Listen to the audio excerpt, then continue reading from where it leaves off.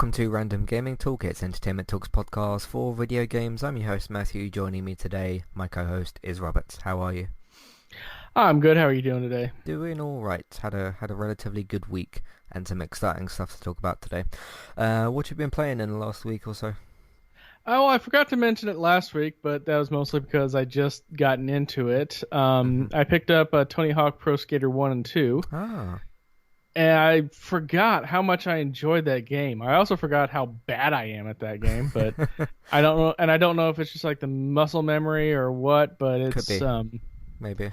yeah, but I mean the soundtrack is amazing as it was back in the day. Lot of songs getting added. Something I've been seeing a lot of, from people that are talking about it. It's like, oh, I heard this song. It was amazing. Now I have new artists that I can listen to. Hmm.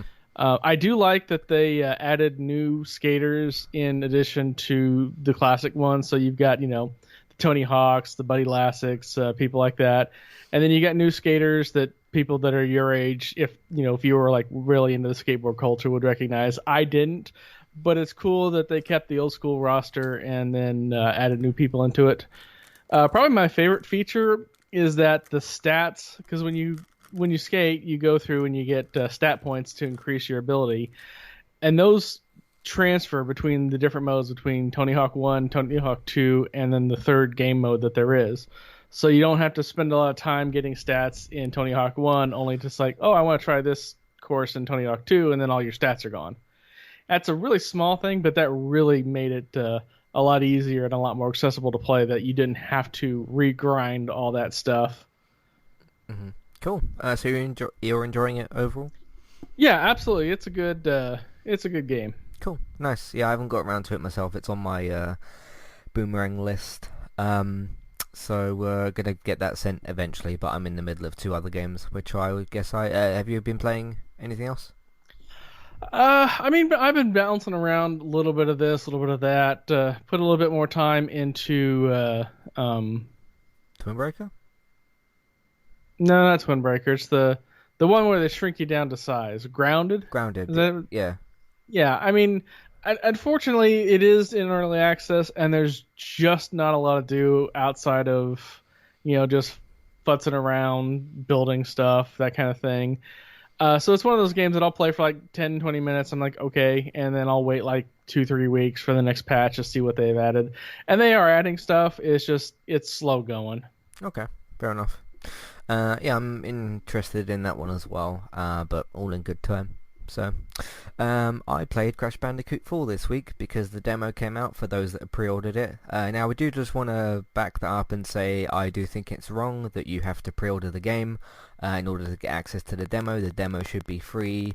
So just want to make that clear. I'm not like siding with Activision or being a fanboy or anything. Just before, anyone wants to write in and accuse me of that. I don't think it's right what they've done with... I think it's great that they've got a demo, but just I think the demo should be free for the public, which it's not. So To be fair, most games are like that, to where you have to pre-order it to get a demo key. sometimes, yeah, sometimes. But been playing the game, really like it. I really like what they've done with it. I have recorded 3 Let's Play Sunday episodes because there is 3 levels, so I thought I'd do one video on each. Those will be coming out within the next, well, every, first, second, and then the third Sunday coming up. They are obviously available on YouTube, so you can watch them early, I guess, if you want to call it early. Basically, I upload the videos to YouTube and then I schedule them to come out, on Sundays because they're Let's Play Sunday videos. So that's how that works. But yeah, really enjoying what they've done. Like I've said during a lot of the different gameplay and trailers and everything, this is really getting back to the soul of what Crash Bandicoot is and recognizing what the character is like, and also getting back to... This is a really good mixture of very much feeling like classic Crash Bandicoot, but adding in new ideas, because it's got like, you've got the new masks, you've got Crash himself who functions a little bit differently, and all that sort of thing. You've still got like the classic level design, you've still got, for the most part, the sort of classic way that the boxes work and the Wumpa Fruit and stuff, with some new boxes that I think are quite interesting, and some other things that are going on with that. So I really like what they've done so far. I'm very impressed with the game. I'm not very good at it at the moment. I think it's gonna take a little bit getting used to, admittedly, to this just a slight difference in how Crash feels to actually use, play as the character or whatever. It is slightly different. One of the more notable things is you don't have to press the run button, or if you press R2 it doesn't actually do anything, and you just sort of, you basically, if you look at the original Crash trilogy and you look at, okay, when Crash is moving normally and then running, he sort of runs at like a speed that's slightly in the middle of that kind of thing. So he's not like sprinting in the way that he used to, but he's still very much running at a good pace. But obviously you can, if you need to kind of gradually walk around different boxes or be really careful, you can still kind of control him in that way, if that makes sense. So yeah, that's one of the big kind of changes.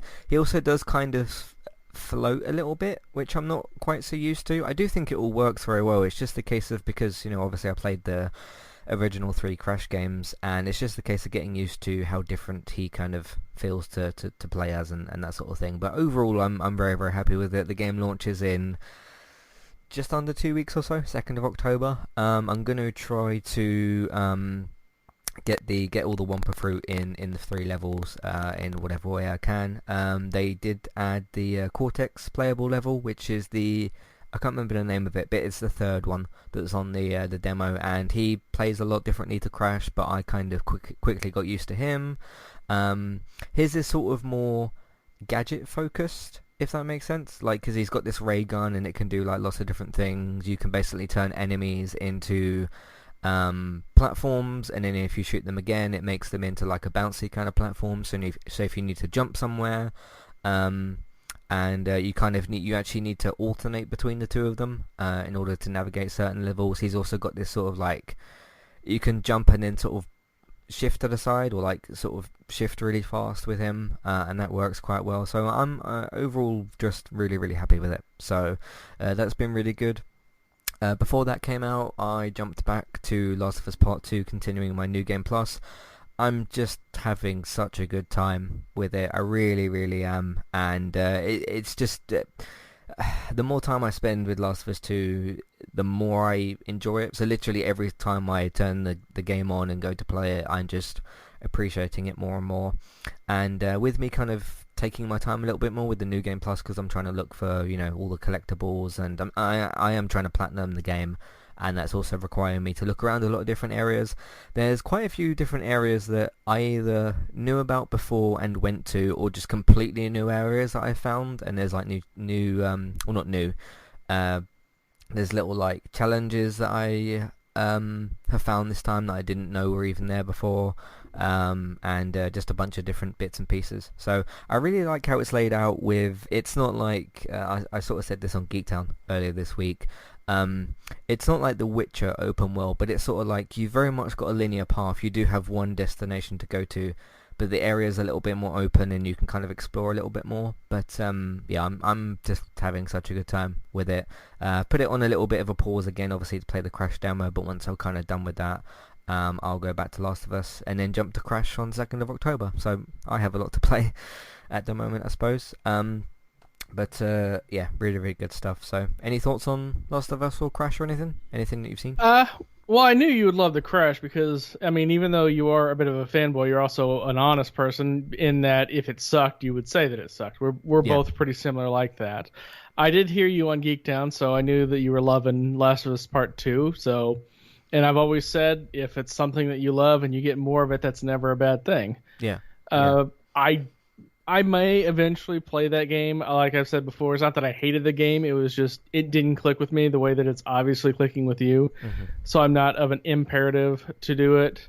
I might pick up Squadron. That comes out next Friday. I'm kind of on the fence on that if I want to get that or not. But we did get a new story trailer called Hunt or something like that.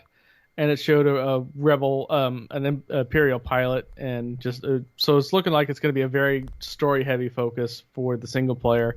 So that's leaning me more towards getting it, but I'm still kind of on the fence on it. Mm-hmm. Yeah.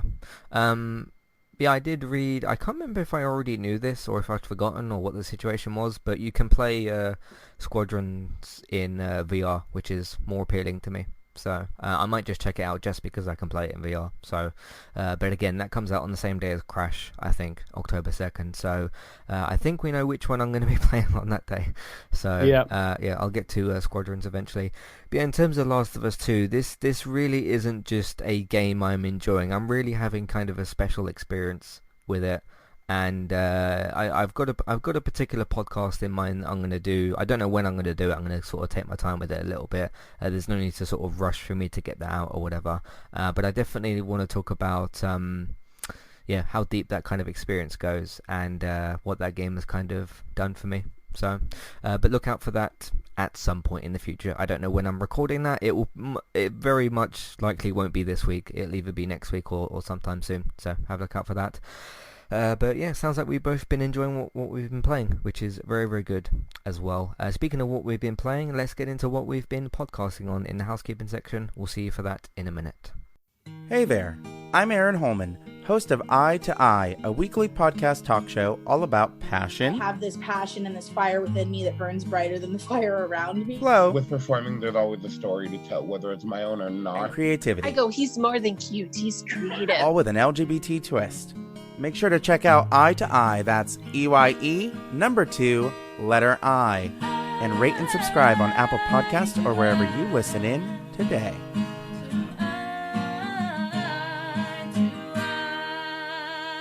I'm Christy. And I'm Jackie. And we are Killer Fun. We explore the intersection of crime and entertainment every other week. For as long as people have been communicating, they have been talking about who did what to whom, and is that socially acceptable? Because the boundaries of society, crime, and entertainment have always gone hand in hand. The more salacious, or weird, the better. From books and movies to television shows and games, we look at how life and art imitate and inform one another. And we can't get together and not laugh. So let's face it, there's going to be laughing. Killer Fun is available anywhere you listen to podcasts, so join us.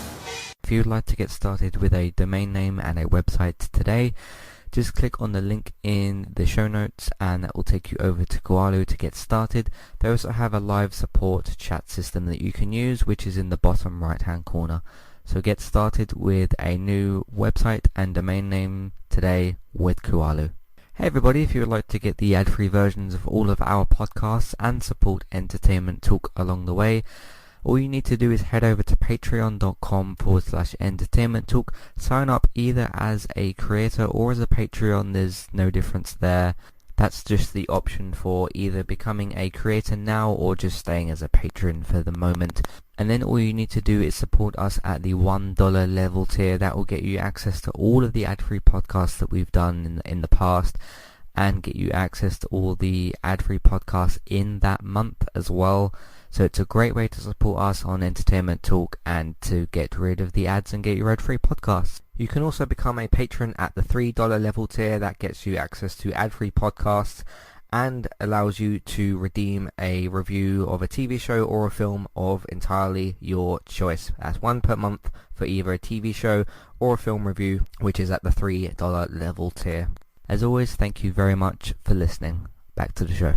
Alright, recently on Entertainment Talk, another episode came out yesterday, of course, for the Becoming Heisenberg podcast for Breaking Bad on AMC and Netflix. They're all scheduled. The podcast for the first season and episode 2 already has come out because time just flies sometimes. But if you're interested in that, if you have seen Breaking Bad and you want to get our more in-depth thoughts on it week to week, episode per episode, or if you haven't seen Breaking Bad before, I'd very much recommend that you do so. It's on AMC in the US and it's on Netflix in the UK. I think it's only on AMC in the US, so have a look out for that. But the Becoming Heisenberg podcast for Breaking Bad, we're up to episode 2 so far, and look out for episode 3 podcast on Wednesday next week.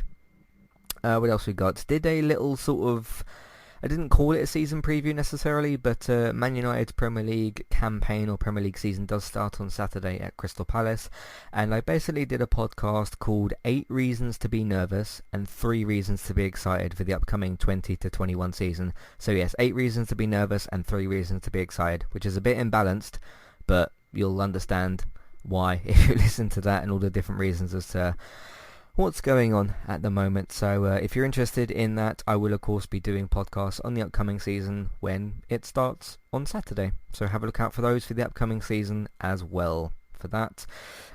Barry returned to Entertainment Talk last week, and we did a podcast for the top 5 best PlayStation 1 games, and I really enjoyed doing that with him. That was quite fun. We're planning at some point in the future to do one for the PlayStation 2 and then PlayStation 3, and then once all the PS4 games have come out and whatever, and the PS4 is all said and done, we'll obviously do one for the PS4 eventually, but all in good time with that. But if you want to know what our top 5 best PlayStation 1 games, you can probably guess what my number 1 is. If you want to know that, you can listen to that podcast as well. So there's that. Let's Play Sundays for the Marvel Avengers game. That's the second and last Let's Play for the Avengers, and there will not be any more Let's Plays for that for obvious reasons. So you can watch me play that game if you want to. The Boys, which is currently continuing its second season. We're over halfway through the season already. Episode 5 will be tomorrow. So last week's Season 2, Episode 4. I did the podcast on that, and you can listen to my coverage so far of The Boys on Amazon Prime for Season 2, the Diabolical 7 podcast, so you can look out for that. We did a couple of reviews last week. Did a skip review for Ghost of Tsushima. You gave it a don't skip, I gave it a skip, but we both gave our reasons. So for Sony's and Sucker Punch's Ghost of Tsushima, that's a full review, so you can also listen to the start, which is the spoiler-free section as well. New Mutants has actually been released. It is a real film, and you can go and see it in certain places. I gave it a don't skip review. Robert was kind of middle also on it, but I really enjoyed it, so you can listen to again our full review on that with the spoiler free section at the start. And that's everything we've been doing on entertainmenttalk.org and on podcast platforms. Let's talk about some next gen stuff in the news section. See you for that in a minute.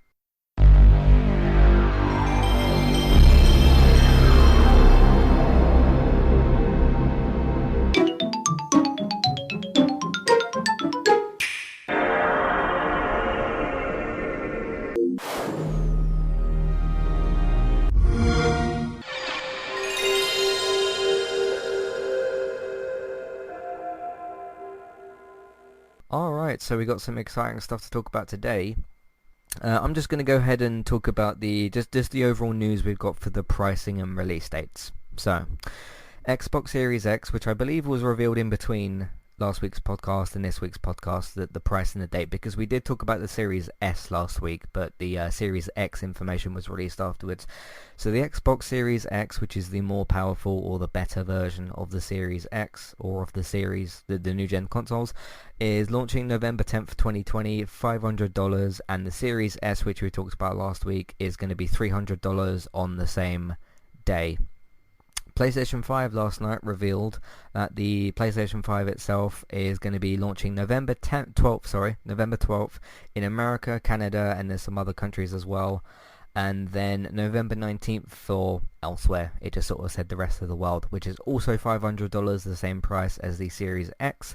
They also revealed that the all-digital version, so pretty much the PlayStation 5 exactly, but just with no disc drive, is going to be $400, which will be released on the same places, same dates, all that sort of thing. What do you think now that we know of all the prices and dates and all that information? How do you feel? Well, the 500 for the Series X, that's not really a shock. A lot of people called that. I know that when we did one of our big podcasts, where it was us and everybody from Geektown, we talked about the pricing, and I'm pretty sure I called 500 then. But then again, a lot of people were, so that doesn't exactly make me Nostradamus. With the PlayStation 1, I don't know that it's exactly like the PS5 with the drive, because they haven't technically released those specs yet, so we don't know how much of a downgrade it's going to be. The thing is that I think part of the reason why Microsoft went ahead and released all that information early is they've been waiting long time to release this information, and they pretty much knew what their price was anyway. But they wanted to kind of force Microsoft, I think, into holding off as long as possible to keep them from undercutting. Because if you go back to previous launch titles, obviously not with the PS3, because that was kind of an aberration, but with other Sony systems, whenever a new one was coming out, they would just wait for their competitors to release a price, and then they would undercut it. but they really couldn't do that with this generation because their production costs were so high. Now, granted, this was about 9 months ago, but if you remember, we talked about it and how the production cost of the PS5 was at about $460. It wasn't exactly that, but it was pretty close to that, which is massive. That is a massive cost, and that's not even getting it to market. That's just straight up building the core components. That doesn't count like the controllers and any kind of testing they have to do or any kind of money they spend on marketing, things like that. So even at 500 matching Xbox's price, they're still taking a bath on that. They are eating costs like you would not believe. Yeah.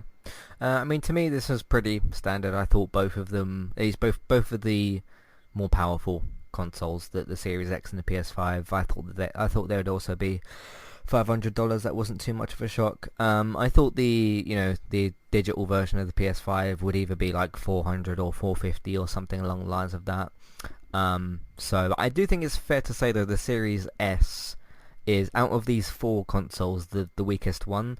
Even if the digital version of the PS5 is weaker, it doesn't seem to be that much weaker, at least from what we have heard of it so far. It seems to be very much just still a PlayStation 5, just without a disc drive. So it's lining up fairly simple to me. The weakest console here, the Series S, being the cheapest, and then the two big ones being the same price, and then the all digital PS5 just being in between the price of the big consoles and then the Series S. So it'll pretty much make sense to me. So in terms of release date, it didn't matter to me if it was November 1st or November 31st. It really didn't matter.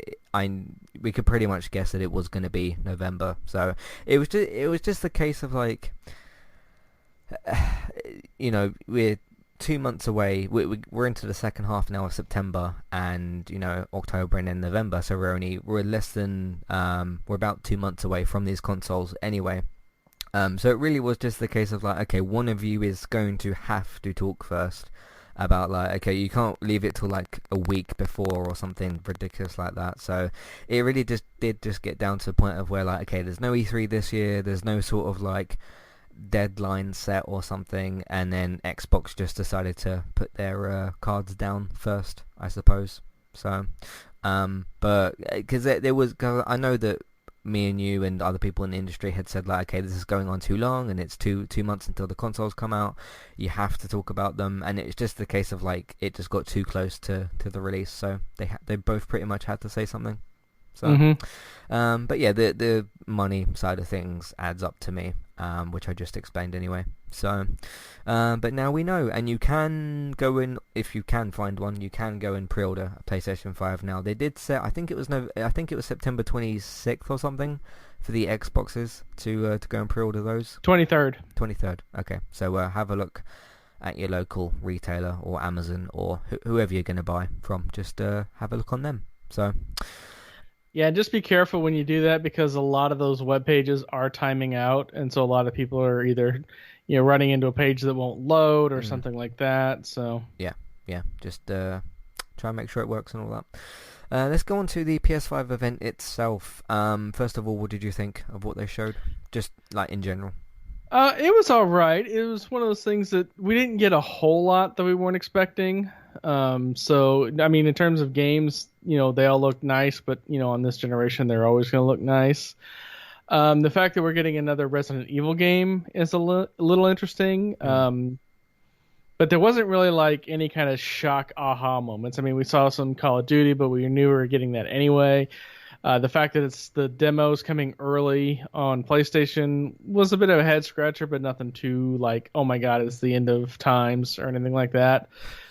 I mean, there were some good game reveals. There was some interesting stuff, but it's all stuff that outside of the console exclusives we're going to see on Microsoft's site as well. So yeah. I thought they did a really, really good job. I was surprised by a couple of the announcements. God of War being there. I mean, we knew another God of War game was going to be coming out, but I didn't quite expect to see that here. The fact that the Harry Potter game from 2-3 years ago that was leaked is real, I'm actually quite happy about, because I wanted that game to be real. Now, I wouldn't consider myself in any way, shape or form really to be a Harry Potter fan. I just think this game's got a lot of potential, and I think already from the early stuff that they've shown, it looks quite good. So I'm quite happy about that. One of the things I want to mention, this isn't me boasting or anything, but I was right about Silent Hill. I don't know why people keep thinking that there's a Silent Hill game in development. Now, I saw this post, I think it was last week or something, of someone saying, people saying, oh, I want to see this and that and whatever. And someone said, oh, the new Silent Hill game. And I said to him, I wasn't trying to have an argument, I was just trying to have a conversation and a debate. And I said, why do you think there's a Silent Hill game in development? And this guy, I don't remember this guy's name or whatever. And he said, he said to me, there's been a Silent Hill game in development since 2018. I thought, okay, where did you hear that? Like, what makes you, what makes you think that? And then you just didn't respond. So, I don't know. I just don't know why. I mean, rumors are rumors. There's rumors all over the place. TV, film, games, sports, whatever. There's always rumors about stuff. But and that seems to me at least, that seems to be the driving force of this. That just for some reason people think that there's a Silent Hill game in development. I don't know if this is supposed to be a sequel, revival, prequel, reboot, remaster, remake. I don't know what it's supposed to be. But I didn't think it would be here. And I remember when they did, the first PlayStation 5 event when they showed the console, and people back then were saying like, oh, there's going to be the Silent Hill game in here, and then when there wasn't, and I went on the internet, a few hours later or the next day, and some people were saying, oh, I'm really, really disappointed that there's no Silent Hill game. So just temper your expectations, I suppose, a little bit. But what do you think of this situation with Silent Hill, like all these rumors and whatever? Yeah, I'm not surprised that we didn't get one. I wasn't expecting one either.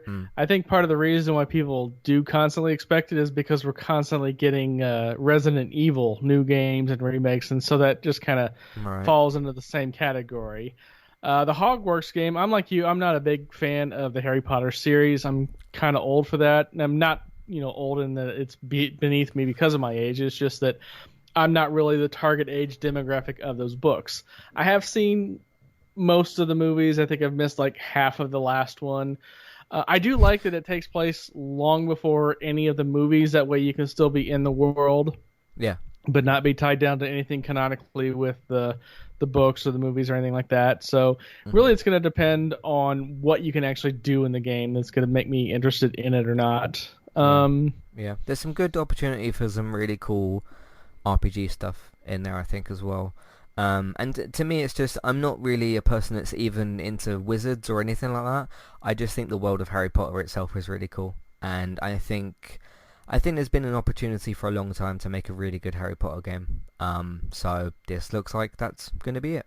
So I'm looking forward to that. So plus you could do some cool stuff with multiplayer or, customization, and there's all sorts of cool things you could do. So it just depends if the game is going to do those things. So, But yeah, I mean, I just one last thing on the Silent Hill thing. I just think that some people don't realize what Konami is like, and they look at Capcom and Resident Evil, and they go, "Oh, cool, remaster of 2, remaster of 3, 7 came out, 8's coming out. This is really great."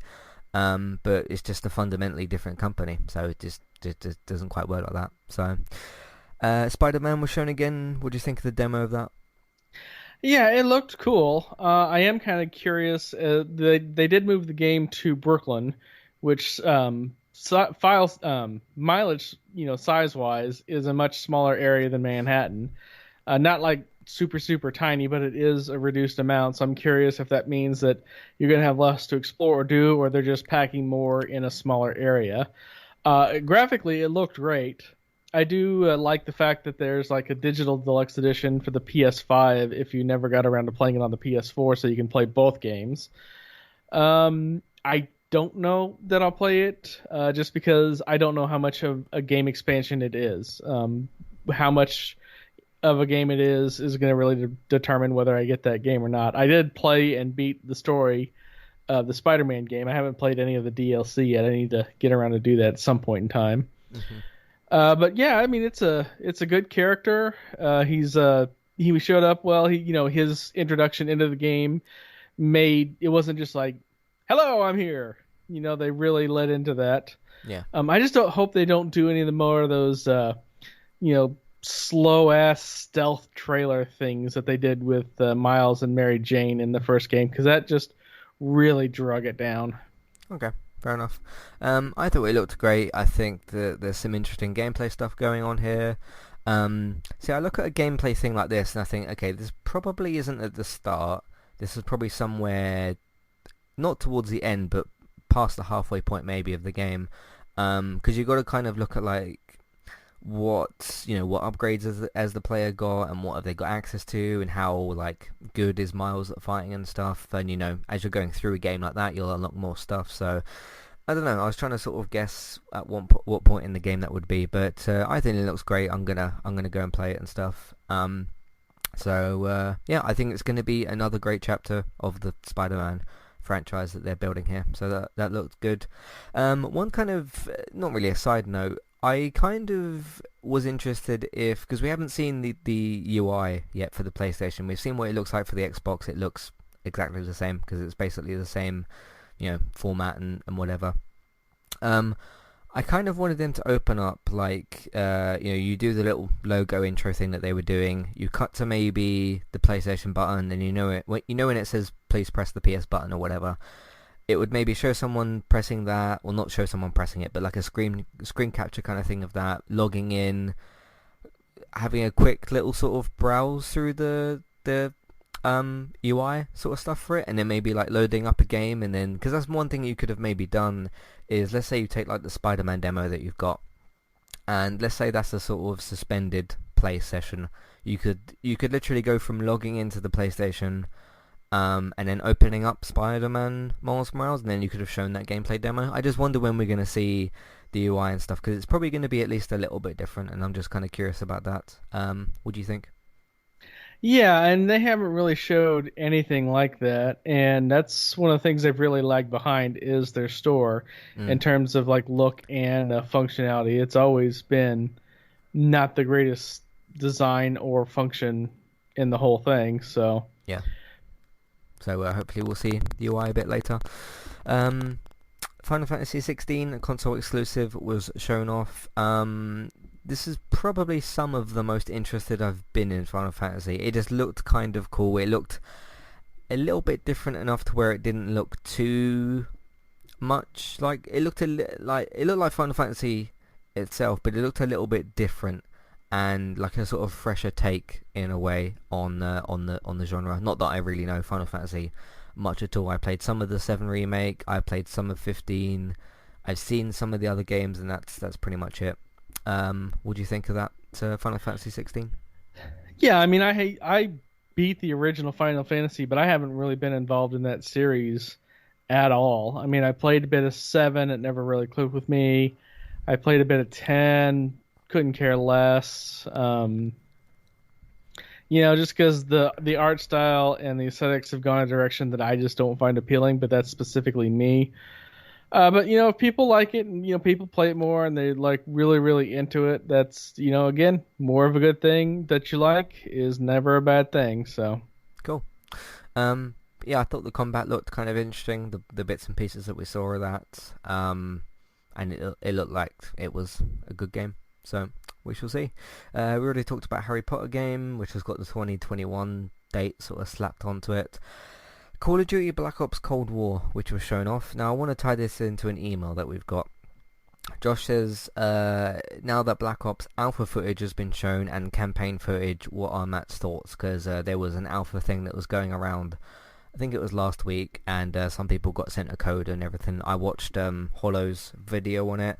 The one really weird thing immediately that I noticed is that the enemies had health bars. Now that might be just because it's an alpha. That would be a very weird thing for Call of Duty to do. I haven't played every single Call of Duty game. There's about 2 or 3 that I didn't play, which was Ghosts, World War 2, and I think Black Ops 4 I didn't play. I can't remember. I think it was at least Ghosts and World War 2 that I didn't play. Yeah, I don't recall Call of Duty ever having health bars in the multiplayer. In the campaign they might have at some point. I've not played all the campaigns, but yeah, that's something that looked kind of strange first of all. I don't mind the Cold War Black Ops sort of setting. The Black Ops series has been good. I just think that Modern Warfare is a lot better. It's still, boots on the ground, which is what I want. I don't want any sort of jetpack stuff that they did in Infinite Warfare and Advanced Warfare, because I don't think that's Call of Duty. I think that's more leaning towards like Titanfall and stuff, which really isn't what Call of Duty is about. So to me, as long as it's still, grounded warfare and it's fairly realistic. I know Call of Duty is a bit arcadey, but just boots on the ground, realistic in some way, shape or form. Not this sort of crazy sci-fi stuff they tried to do before. Campaign itself looked good. It looked fun. It looked energetic and entertaining from the little snippet of gameplay that we saw. I thought it looked fairly good. Yeah, overall I'm kind of interested. I had a little conversation actually with someone, because I was playing a bit of the game today, and someone said to me, "Oh, Matt, are you gonna get Black Ops Cold War?" And I was like, "I don't know. What are you all gonna do?" Because I was with a full team. And every single person at the moment I've spoken to has been a bit like, "Oh, it looks alright, we might jump over, we might stay on this game." No one seems to really be sure of what they're doing at the moment. And I sort of said to the person that asked me, I said, like, the last thing I want to do is be playing two different Call of Duty games with different sets of players and try to get used to, Cold War and then Modern Warfare and different guns and whatever. It's just going to be a bit too all over the place. Plus, if I do move over to playing Black Ops Cold War, I'm going to make sure that I get it on PS5. And I don't want to be playing, someone messages me and say, "Hey Matt, do you want to play Black Ops Cold War?" And I boot up the PS5, and then like the next day someone says, "Oh, do you want to play Modern Warfare?" And I switch over to that on PS4. It's just, it's potentially going to be an awkward transition, but, the game's not out tomorrow, so Yeah. we'll see how things go. And that's part of the advantage that Microsoft has with their cross-platform and cross-generational capabilities, which we've talked about ad nauseum on this podcast. But again, it bears mentioning and repeating because that is a factor with some people. Is like, "Oh, do I want to buy the console now? Assuming it's in stock, and but so many people that I play with don't have that money to spend right now, so maybe not." Whereas the Xbox, they're just like, "Oh, I can get it, and doesn't matter." Where my friends are playing, I can still play with them. That at least initially, like the first 3 to 6 months, that's going to be a huge factor. Yeah. It's not just transitioning between the PS4 and PS5. It's, okay, what game do I want to play and who's going to be playing the game and whatever. Because I don't just play with like 5 people. I play with like quite a few different people. So I just hope that the players I play with don't split off into 2 different games. So, because I still want to play, I just want to play Call of Duty with my friends. So it's just going to be the case that some people are going to like Cold War, some people aren't, some people are going to want to stick with Modern Warfare. So I don't know what's going on, but we'll figure that out at the time, I suppose. Yeah, and speaking of huge, I'm on the PlayStation blog, and physically, this thing is massive. It is a Chonkosaurus Rex, and these are the dimensions that are listed on their site. It is 39 centimeters, not counting the largest projections or the base. So if you stand it upright, that's almost half a meter tall. And it's almost 5 kilograms in weight. Yeah. Are they going to deliver this thing on a forklift? Are we going to need like bodybuilders to carry it in the apartment? I mean, granted, I'm a pretty big guy and I'm a physically, fit kind of a person. But even that's like, man. Yeah. Just a side note, I might be a small, not skinny, but, thin kind of person or whatever. You'd be surprised at what I can lift. But, yeah. I mean, it's not like they're asking you to lift, 20 tons, enter a strongman competition or something like that. But for a console that's always prided itself outside of the PS3 again, of being, the small, compact, tight fit, lightweight kind of a thing, it's a beast physically. And here I thought those pictures that came out like the early production runs where somebody was holding it and it was just like this giant thing that it took 2 hands to hold. I honestly thought that was just Photoshop, and looks like it probably isn't. Yep. So let's try and make space for that. I got to figure that out as well, because there's some games I still want to play on my PS3, some on my PS4, and then there's the PS5. So yeah. Yeah. The dimensions wish me for luck. the disc version. Yeah, the dimensions for the disc version are 39 by 10.5 by 26. And not having the disk drive saves you almost nothing. The dimensions are 39 times 9.2 times 26.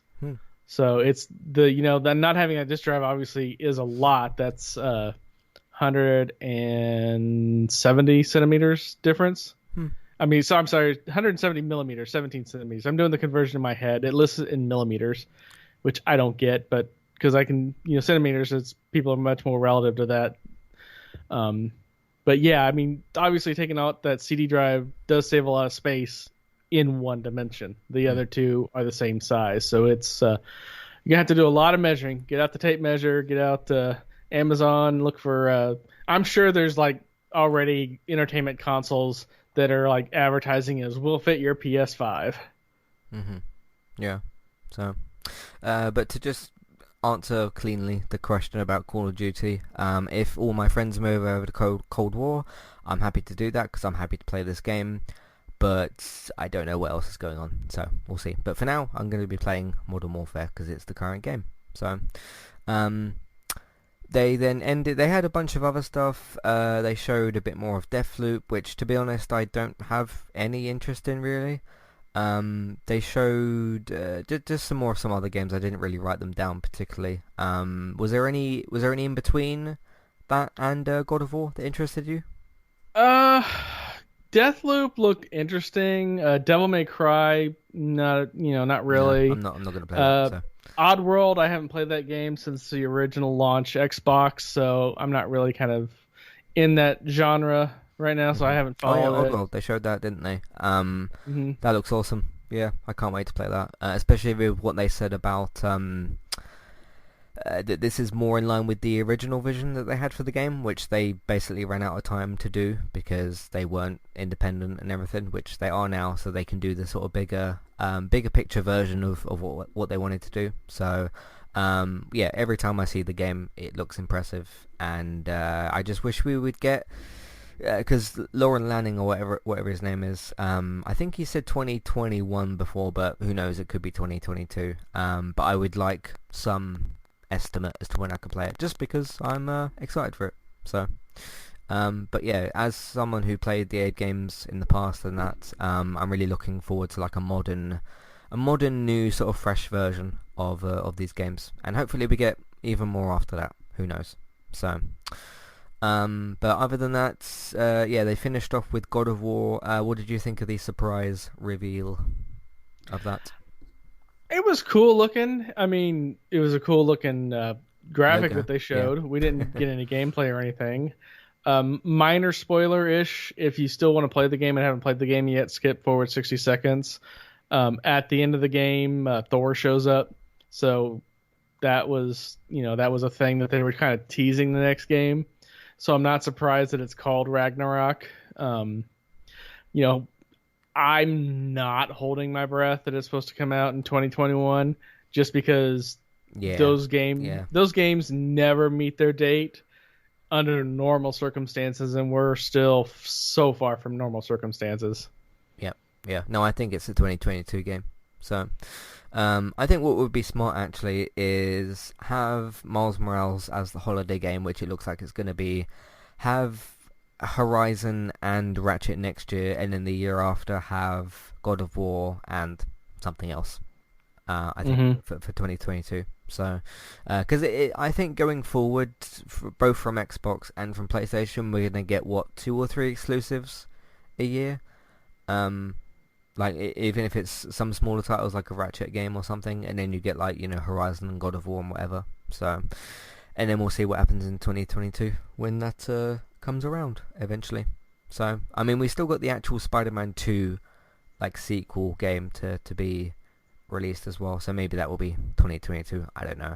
So, yeah, it was a surprise to me. I thought the reveal was really good. You sort of hear his voice, and he's like, "Oh, are you ready?" and all that, and then you got the logo. Ragnarok is coming. I thought that was great. I thought it was a great way to end the show. So, yeah, they said that this is the last time we're going to hear, I think in a big way, about PlayStation 5. Like we said, we'd like to still see the UI at some point. At least we know the price and the actual date of when these things are coming out so that you can actually prepare for all that. So, that is everything from that. So, should we move on to the next thing? Mm-hmm. Cool. So next piece of information I've got is something a little bit small, but I thought I'd add it in here. The Super Mario 3D All-Stars game, which is going to expire digitally in March, which we talked about last week, is all of the games are emulated. Now I know this because I was scrolling through Twitter, like we do, because I'm a human being, and someone was showing that they were playing the 3D All-Stars game. And they recognised that it was emulated from the GameCube versions, and then someone said, well, if these games are emulated, what is actually stopping Nintendo from just doing, what was it called? I can't remember the exact name of it, but where you could have like the GameCube stuff emulated. There was a particular word for it. I've completely forgotten what it's called though. But yeah, to where you could have like a GameCube app or something, and you could emulate those games and that sort of thing. Someone said like, okay, why hasn't Nintendo just sort of done that? Which is an interesting question. I haven't played the games myself yet because I'm obviously waiting for them to get sent or whatever. But what do you think of that situation?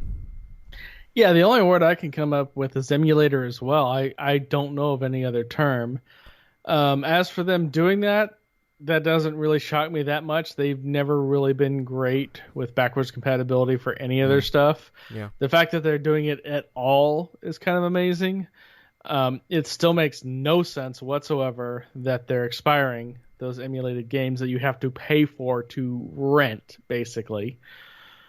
Nintendo just does some weird stuff, but they kind of stay in their lanes. So, people are paying money for it.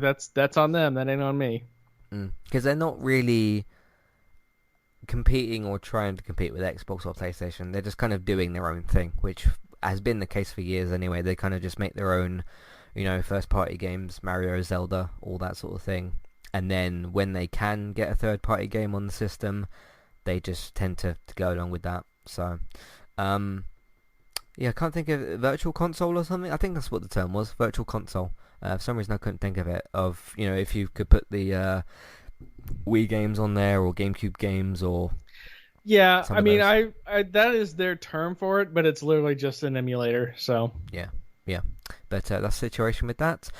Before we talk about the Ubisoft event thing, which I feel like everyone's actually forgotten happened, because you remember when you messaged me on Skype a few minutes before I got on the call to you, I looked at my notes and realised I hadn't written anything about the Ubisoft forward, and then it just sort of sprung to mind that, because I remembered the Prince of Persia remaster that they announced, because I was having a look in the PlayStation store. But one thing that was announced outside of that is not a Splinter Cell game that you would want necessarily, but it is a Splinter Cell VR game in development for Oculus, which is tied into the Facebook gaming thing that's...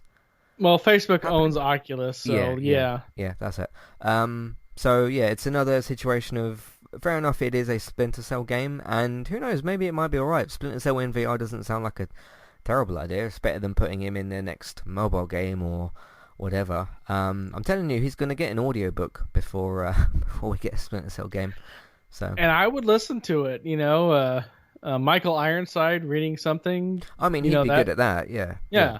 It's just, it would be another way of having Splinter Cell in something that isn't a console game. So, because he's getting a Netflix series, he's got a VR game, he's in a mobile game. So, yeah, but that's in development as well. I didn't see anything of what it looked like or anything. So, it's the image they got up on the screen for the website that I'm on that has the recap for it. It's very cell-shaded comic book looky. Okay. Alright, I might have to have a look at that because I didn't see any images or anything for it. So, speaking of the Ubisoft event thing, what did you think overall? It was okay. I mean, we got more of Immortals Phoenix Rising, which I don't care about, but I'm sure some people do. I think that looks I think that's going to be... I do mean this in a bad way, a Ubisoft version of Breath of the Wild. Yeah, as long as it doesn't turn into an Ubisoft version of Smite. Don't know. I get a lot of Breath of the Wild vibes from that. Yeah. Even like the climbing animation and everything that's going on.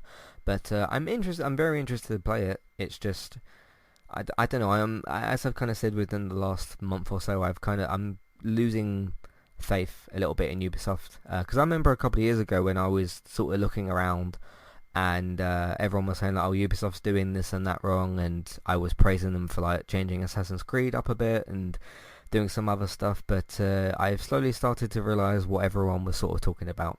So I don't know, they've still got franchises that I'm interested in: Far Cry, Watch Dogs, Assassin's Creed, Splinter Cell, if they ever do anything with it again.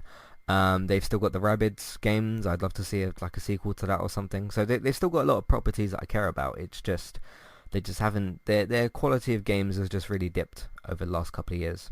So so I did write No Splinter Cell again. Obviously that happened as well. Watch Dogs Legion, they showed a bit more off of that. I'm still quite interested in it. I think they gave an October date from that. I can't quite remember, but they did give a date from that. Any new thoughts on Watch Dogs Legion? Yeah, I'm still kind of confused with it as to how they're going to maintain a cohesive story. Yeah. When you can literally just drag and drop any character that you want into and out of the game. And again, if they've got like some character that's an overarching thing to where you learn more about it and you get that's perfect, fine. But they haven't sold that to me as that function yet, so yeah. I kind of feel a little bit like, I know that you're not really familiar with Call of Duty and stuff. There's been certain Call of Duty campaigns where you'll have like arguably the main character with you and you'll be playing as someone who's either literally almost nameless with a name that you don't remember, or a actual nameless soldier. And I think I remember I can't remember which Call of Duty campaign, but one of the characters that you're playing as, who again doesn't actually have a name, he does get killed, and the characters that you were with who had names and they were notable characters, they turned out to be like the villains and whatever, and that was a way for them to kind of kill off who you were playing as, who was like a nameless soldier, and then they carried the villains from that into the like second part of the game, and then you played as like someone with a name and everything. I wonder if you could do it to where the person who's maybe communicating with you is the actual quote-unquote main character, and you're just kind of playing as like the red shirts of this operation. Now, you are maybe playing like, I don't know, Mike the Builder or whatever, or John who's a office worker or something, and then he gets killed and that doesn't really mean anything. So I think what they could potentially do is, once you actually start progressing through the story, and yes, you do lose characters and that, maybe there is just cutscenes that are more in your base or something, and the main characters are there instead. But they've got a bit of a challenge on their hands as to how that's actually going to work long term. So I don't know, because the Call of Duty character that I mentioned, you're playing as him for the first couple of hours, and then the story just completely moves on from him. So I don't know how you'd maybe do that in like a 10-20 hour Watch Dogs game, 30 hour maybe, depends how long it is. We'll see how they can kind of keep that up, but I think it's maybe going to be a case where the character who's actually talking to you and giving you instructions is more of the narrative thread, as opposed to who you're playing as, who could get killed, and that's it. So we shall see. Prince of Persia Remaster, what do you think of that? I was never a big fan of that game, but it's, just bringing something back of an interest that I'm sure some people have. So, again, more power to them. Yeah. I do really like the original Prince of Persia trilogy. I kind of enjoyed the little reboot that they did, which never got a sequel. But the original actual Prince of Persia trilogy that they did with the Sands of Time and all that sort of thing was actually really, really good, and it had a really good ending from what I remember, like a conclusive kind of ending. So I don't think this is again another situation where it doesn't look very good. I don't particularly mind, because what I'm kind of more interested in is, because some of the combat, if you go back and play the PS2 version of the original games now, the combat will probably feel a little bit dated. So I'm interested to see, you're remastering or remaking or whatever this game, how can you take, because the combat had some cool ideas and some cool kind of Assassin's Creed-esque type of stuff from it. How can you sort of take that gameplay and sort of modernize it and do maybe some new and some interesting stuff with it? So I'm interested in it. It doesn't look very good, I will acknowledge that, but they could do some very interesting stuff with the combat and with the time stuff in the game. So we shall see, but that's everything I've got written down. That was almost an hour of just my stuff. What do you have to talk about this week? Well, staying with the Ubisoft event, the one thing that I was mildly interested in is that they're bringing back Scott Pilgrim versus the World. Now, you probably don't remember this game because it came out on the 360 and PS3 back in 2010, but it was delisted in 2014, and they never really gave a reason why. I'm sure it has something to do with the licensing, because they did license it based off the comic book and not the movie. And obviously the comic book wasn't finished when the game came out, so there's probably some things with it. This is a new version. It's called Scott Pilgrim vs. the World, the game Complete Edition. So it's new playable characters, and I bought it back in the day, and it was a really fun, 2.5D pixelated kind of a beat 'em up game. It had a very goofy art style. It had a very interesting aesthetic to it. So, I'm depending on the price, I might get it. I might not. It's one of those things that it kind of falls into a weird random category, but yeah. My interest in the game is a little bit low. This is a film I feel like I should have seen by now. I mean, it's a video game type of thing and all that, and a lot of people have praised it over the years. I think it's on Netflix in the UK. It's probably on some streaming service because it's on Netflix here in the States as well. Yeah, because there's 15 different streaming services.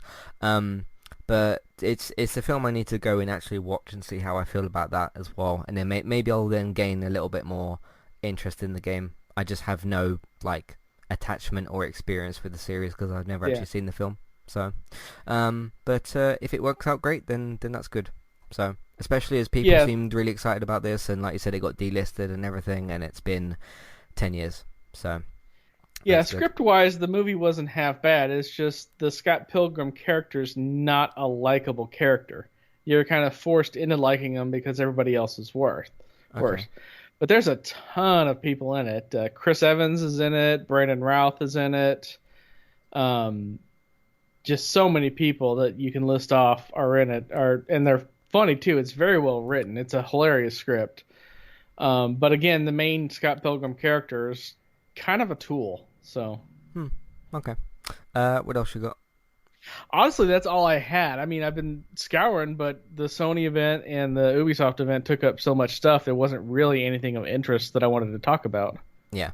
I mean, we talked about the big next-gen consoles and Ubisoft, so I think that's good to leave it on that for the news. We do have one more email to talk about today. It's from Andy. By the way, if you want to send in your thoughts, feelings, questions, comments, or video game plans, tell us what do you plan to do with the new consoles. If you are in the same boat as me with Call of Duty and don't know what the hell to do because you might be in between two different games or two different consoles or whatever, let us know your thoughts, feelings, questions, comments, or maybe you have concerns as well about video games or anything related to Entertainment Talk. Matthew at entertainmenttalk.org, Twitter eTalkUK, there's a contact page and information in your show notes. Andy says, so now that we know all the important details about these consoles, what are your plans? I'm going for a PS5 and Series S, and later go for a Series S. So, have your plans changed at all? I think I remember roughly what you said last time. Yeah, no, not really. I mean, I don't see myself getting a PS5 at launch. I don't really play that console enough to really justify it. Plus, I mean, we've talked about a couple months ago about how they were lowering the number of consoles that were going to be available within the first 3 to 6 months. Not so much available, just like their projected sales. And I think it was something like 15 million, which 15 million sounds like a lot, but when you're launching a new console, that's nothing, especially over 6 months. I mean, if it was 15 million first week, and yeah, absolute huge blockbuster.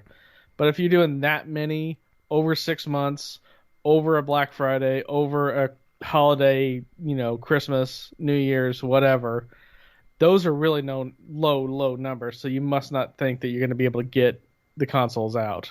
Yeah. As for the X, I'll probably wind up getting it at some point, and then just turn the One S that I have now into like a Blu-ray player. Maybe get a second TV in my bedroom and have that little setup so I can watch stuff, stream stuff in my room, and not be on my couch. Yeah.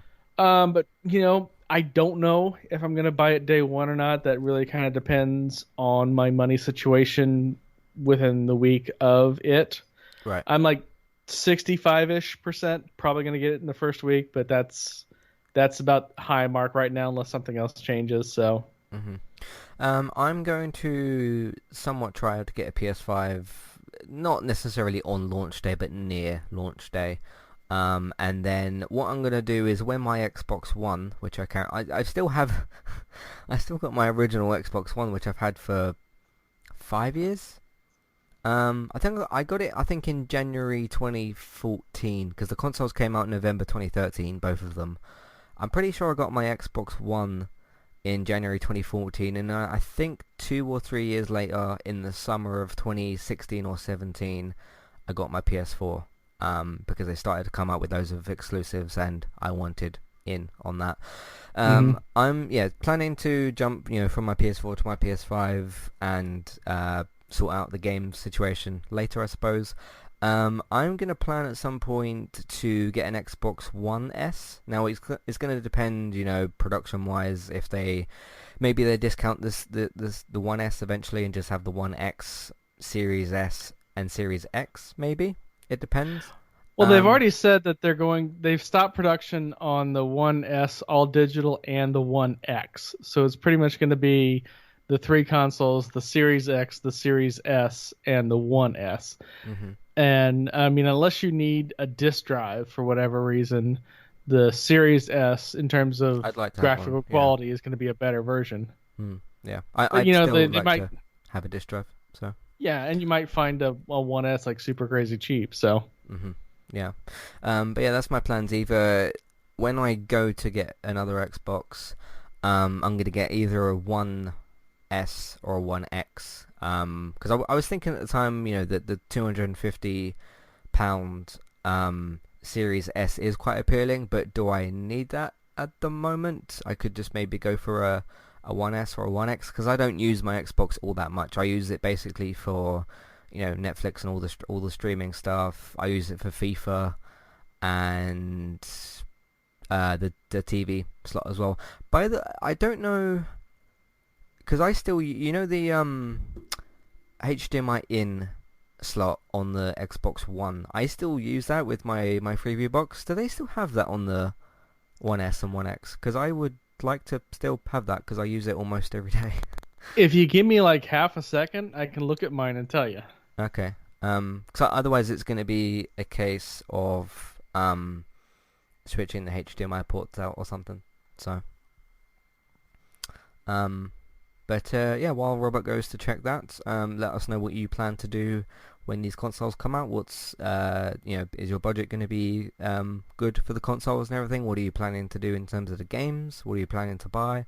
Let us know all those things as well.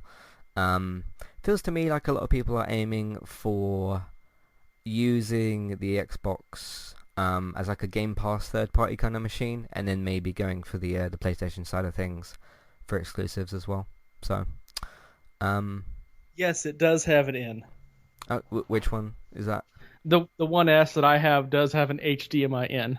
Okay, cool. Because I still use the One Guide app and everything. Because it's basically, I just turn on the Freeview box and then I click on the One Guide thing and I can just watch TV through my console. So that's good to know that's still there, because I still very much use that. I know a lot of people probably don't, but because I'm kind of limited a little bit on my HDMI slots and that for my TV. And I have Switch, PlayStation, Freeview box, Xbox, and a bunch of stuff. So I just I don't have as many options as other people. So yeah, let's not forget the one big advantage that Microsoft has over Nintendo is the pricing plan, because with the Series S and the Series X, you can get them at either $25 or $35 a month, which makes them way more affordable.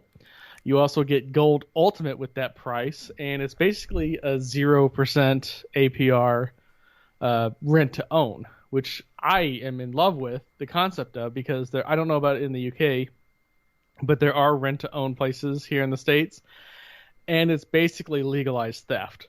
I mean, if you actually take some of those rent to own flyers and do the math out, you're paying about 175 to 215% of the actual retail price for the item just to pay it off, pay month by month by month. Mm-hmm. I mean, it's like stupid expensive. Yeah. But they're doing it like, yeah, this is this price plus this price divided by this many months, and that's what you pay. Almost no interest. I think there's like maybe like an extra month, like an extra 1 month of payment is that they're doing. But it gives especially people that, you know, don't have a lot of money right now but can afford, you know, a monthly payment. It gives them the option to upgrade when they might not have otherwise been able to. Yeah. How do you have your like entertainment stuff set up? Because you've got like a cable box or whatever, haven't you, for TV? Yeah, the way that it works now is that my internet comes into my internet box, and the internet from that box goes to my Wi-Fi router, and then I run 2 hard lines, one to my PS4, one to my Xbox, and the third hard line I run to my PC. My PC, which I'm talking on to you right now, what we Powercast on, is in a separate room. The PlayStation and the Xbox are both next to the TV. The PlayStation's on a little horizontal counter, and the PlayStation is on a vertical windowsill next to the TV, just because that's aesthetically how it fits up. And then the cables I try to hide behind other pieces of furniture as best I can, so it doesn't look like a tangled mess of octopus limbs. Mm-hmm. Yeah. But in terms of spacing wise, I mean, I am going to have to put, if I do get a Series X, I am going to have to put that up on the sill, and then probably just reposition my PlayStation 4. But I'm always worried about that because the PlayStation 4 does have, you know, those airflow issues, and I don't know if you've ever seen any of those disassembly videos where people take them apart to clean them. That's not a really great airflow design. Those things get dirty and cut with dirt and, you know, dust and everything really quick. Yeah. It's funny, someone was making a joke about, you know, because a lot of people's PlayStation 4s are really loud. Mine just isn't. I think mine's maybe like a bit newer or something. And someone said like, oh, I'd love to play all these PS4 and PS5 games, but my PlayStation's going to take off and fly out the window. So yeah, and what that is that the intake for the fans is kind of clogged, so the system pushes it faster to get that same amount of airflow. And again, just hop on YouTube and look at any random PS4, you know, how to take apart and clean video, and they'll all be like dirty, nasty. And I'm used to that because I've taken apart electronics, you know, a long time, and I've seen some horror stories taking things apart on how dirty they are, because dust is everywhere and it gets in, and dust is attracted to electricity. That's why it's always on electronics, is the static electricity just sucks up the dust. Yeah. I asked my sister this the other day because she's got a PS4. You know because you've got a normal PS4, haven't you? Like an original. Mm-hmm. Yeah. Do you feel like the power lead, the one that on the end that goes into your PS4, is a little loose? Or have you not like it noticed, is, but I never move it unless I absolutely have to, so it's not really an issue. Okay. Yeah, I've noticed mine is a little bit loose, because sometimes I go to like if I'm trying to reposition my PlayStation camera or do something at the back of the PS4, and then sometimes I have accidentally knocked out the power lead and I get the like danger message or whatever you want to call that, when you boot up your PS4 again. So so do you have your, you know, your like, I don't know what you call it over there, the cable box that you watch TV on, do you have that in the back of your One X? No, I don't. It's a little different here in the States. I don't technically have cable. All the channels that I watch that are local channels are broadcast. So I just have an aerial antenna, which I know you don't even know what that is, but it's back in the olden times, and you know, in the long ago, you actually had to have antennas to pick up TV signals. And I do that for the local signals, and anything that's on a network that has an app on the Xbox, I just download the app and stream it on demand. So No, I have an aerial in my Freeview box. That's how it picks up the signal. So Yeah, yeah. that was more of a joke because over here in the States, if you're under the age of 30, I've literally known people that didn't know that TVs had aerial antennas and you could pick up channels without needing cable. Okay. Yeah, my wire situation's a little bit of a mess as well because I've got like the PlayStation camera, I've got the actual aerial thing as well, which has a lead, and there's a lot of wires that I've got pretty close together. Not in like a dangerous way. I've made sure it's like clear and stuff, but I just have a lot of wires. So Well, as long as you buy high enough quality cables to where they don't bleed the signal into each other, that it doesn't matter with cables because you're not really going to have an issue. yeah, so but that was an interesting little side conversation. Yeah, already read out Josh's email about the Call of Duty stuff. So yeah, it's going to stick with my Xbox One and my PS4, and then get a PS5 eventually, and then get a 1S or 1X at some point in the future. So that is the show for today. But again, let us know what you thought of the PlayStation 5 event and everything else that we've already mentioned as well. That's the end of the show, so you can find everything else that we've got on entertainmenttalk.org. Look out tomorrow as well for another episode of The Boys, which will already be Season 2, Episode 5. There's 4 episodes left of the season, which is crazy already. So look out for that tomorrow, and obviously more podcasts next week as well. And also there's something else that we're doing tomorrow, so have a look out for that. But in the meantime, like I said, find everything that we've got on entertainmenttalk.org. If you want to support the podcast and Entertainment Talk, we do have a Patreon thing as well, so you can have a look at that. The $1 and $3 level tiers for review, ad-free and instant podcasts as well. So have a look out for those. Amazon affiliate link if you're buying stuff on Amazon. Maybe you're buying a PS4 or a Series X or S or whatever letter of Xbox that you're getting, or PS4 or PS5 or a Switch or something else that you're getting. You can support us through that as well through Amazon. We can get a small cut of what you spend. It won't cost you extra.